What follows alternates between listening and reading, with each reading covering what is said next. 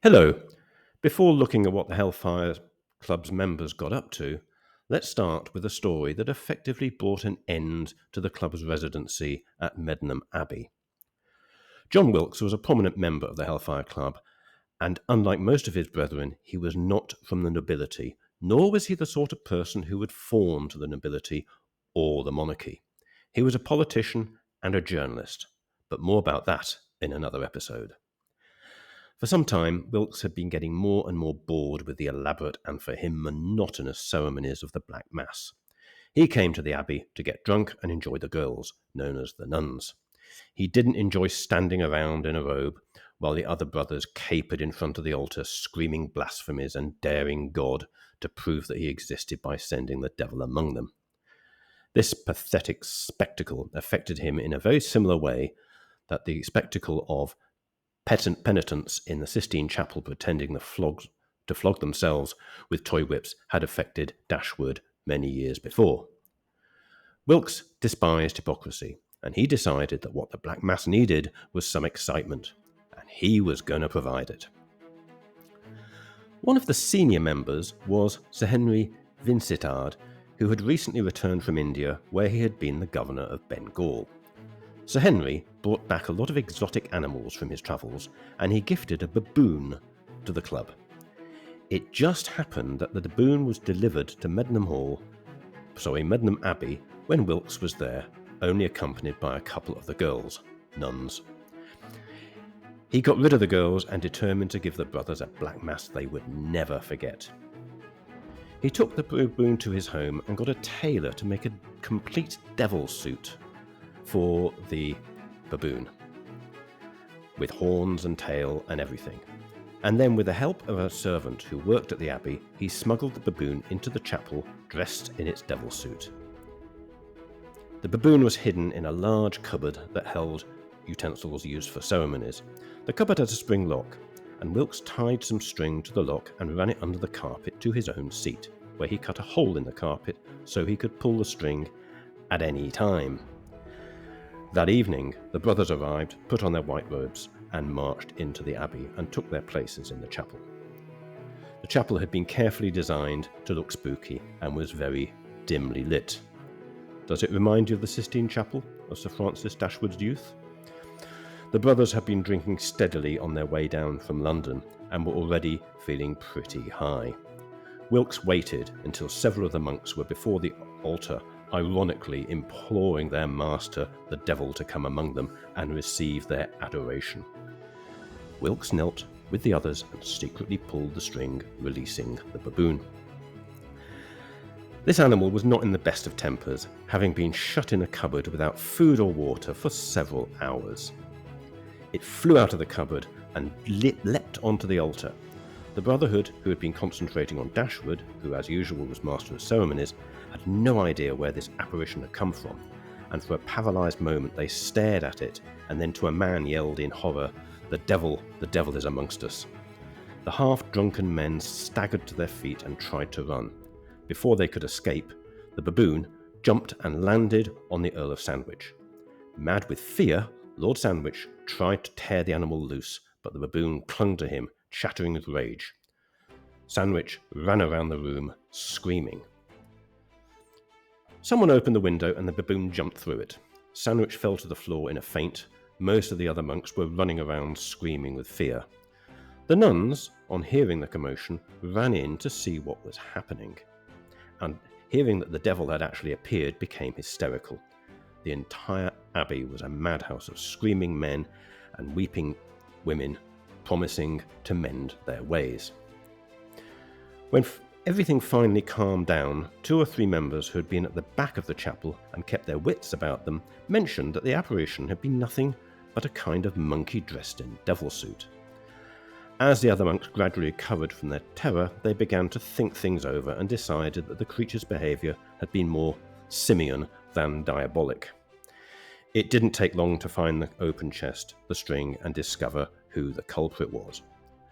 Dashwood was furious. It's ironic that he didn't consider the trick nearly as funny as the trick he had played in the Sistine Chapel in Rome many years before as a young man. The majority of the fraternity were livid and demanded Wilkes' expulsion immediately from the club. To be fair to Dashwood, he held out against expelling Wilkes, and once he had recovered from his fright, he began to laugh at himself and admit that the joke had been a good one. Other members were not so forgiving. Sandwich, Bude, and many others never forgave him, and Wilkes was finally expelled for insulting the dignity of the club. Quite what they meant by that, who knows?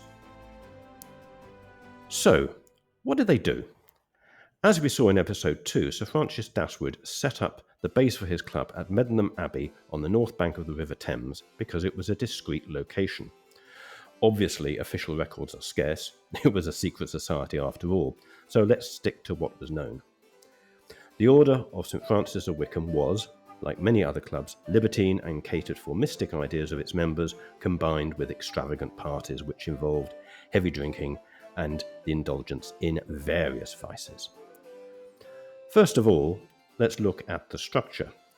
Since the monks of the Hellfire Club included many outstanding men of the day, the club became so popular that two different categories of membership were created, superior and inferior.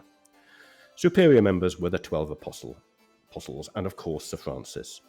There were many more inferior members, but they were apparently not allowed to take part in chapel ceremonies except on special occasions.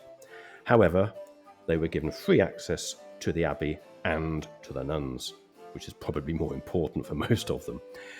It's estimated that there were between 40 and 50 inferior members, and everyone was permitted to bring along an occasional guest. When a superior member died, the apostles selected a successor from among the inferior members. Here's a list of senior members, and I'll talk about them in more detail in the next episode, but you can see they were pretty important in British society. As I said, there are many accounts about what they did, but these are generally personal accounts. Naturally, the monks didn't boast of their affiliation to this notorious club, and when the club closed, its records were burnt. As many of the descendants of members are still prominent in British society to this day, over 2.5 centuries later, most of the other records have been destroyed or sanitized. One thing is certain. The actual rituals of this club were basically those of any satanic organization, a kind of mockery and inversion of Christian ceremonies combined with lots of wild sex. Many of the monks, however, were more interested in drinking in the company of girls than any religious or anti-religious ceremonies, and this is where the nuns came in. Obviously, terms like monks, nuns and friars were a mockery of Christianity. Most of the so-called nuns were high-class prostitutes brought in from London, but not all. Some high-born ladies took part, including female members of the aristocracy. Part of the ritual included women wearing masks right at the beginning. This was a kind of reception, and the ladies could see all the men present and be sure that neither their husbands or other male relatives or acquaintances were there. If they discovered someone who would be a source of embarrassment, they were free to withdraw from the proceedings. These types of societies have always existed throughout history. What makes it so different from today is that, as previously mentioned, there were some of the leading people in the land. Even in those times, the location needed to be kept private. By the time of Wilkes's prank, Medmenham Abbey was no longer deemed suitable and a more private location was needed. The club's move to the West Wycombe Caves, located near the village of West Wycombe in Buckinghamshire, England, on Francis Dashwood's estate, took place in the 1760s. These caves had originally been excavated for materials for road building, and as I mentioned previously, being on Dashwood's estate and being underground, they were extremely private. The caves can be visited, as you can see, provided they just provided the type of atmosphere that was needed. In the next episode, we'll see who the most important members of the cave were and tour the caves and see why the club ended. Bye for now.